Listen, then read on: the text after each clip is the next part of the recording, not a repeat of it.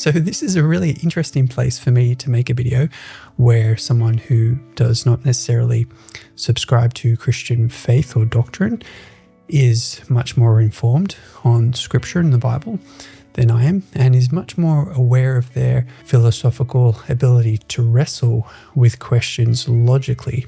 When Michael and Alex talk about what makes us us, what makes a chair, what makes a human. We've just got a bunch of input data. There's lights and sounds and all kinds of vibrations in the air that are all sort of coming into my brain. Why is it that my brain divvies things up? Why is it that my brain sees this as a cup and this as a table and you as a person and this as a mic stand? Maybe it's because it serves the function. It means we can use it. We can do stuff with it and it helps us to survive. And that's the reason why we divvy things up. Yeah, I completely agree. And I'm not convinced that's the right answer, the correct answer, but I think that I'm going to always be biased towards, it's just natural selection. Earlier in a previous day on a video I was listening to of Alex O'Connor, I heard him speak about how it's a concern of his that Christians perceive him, and this is, maybe something he's picked up from comments on being on social media, which I think can skew the view of our perception of anything, where he seems to perceive that Christians are looking at him as a case or a job.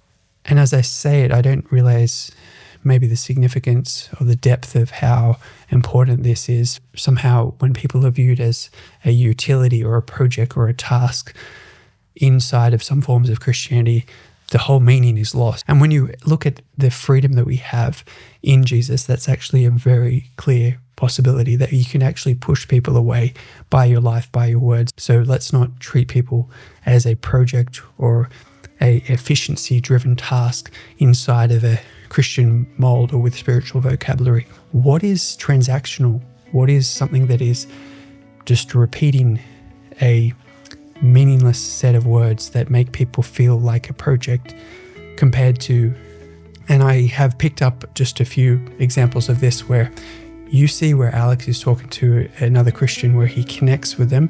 You may say that this is just a personality connection, yet I think there are moments where you see him talking to specific Christians and you see that Alex, in his eyes, has a ability to trust this person even though he doesn't necessarily agree with their doctrinal statements. We can focus on when we have humility in explaining or sharing our relationship with God. That is where the love and power of God seems to be more abundant. And when there is the opposite of that, arrogance or sense of pride, is in a discussion where one person claims to follow Jesus, yet displays arrogance or pride.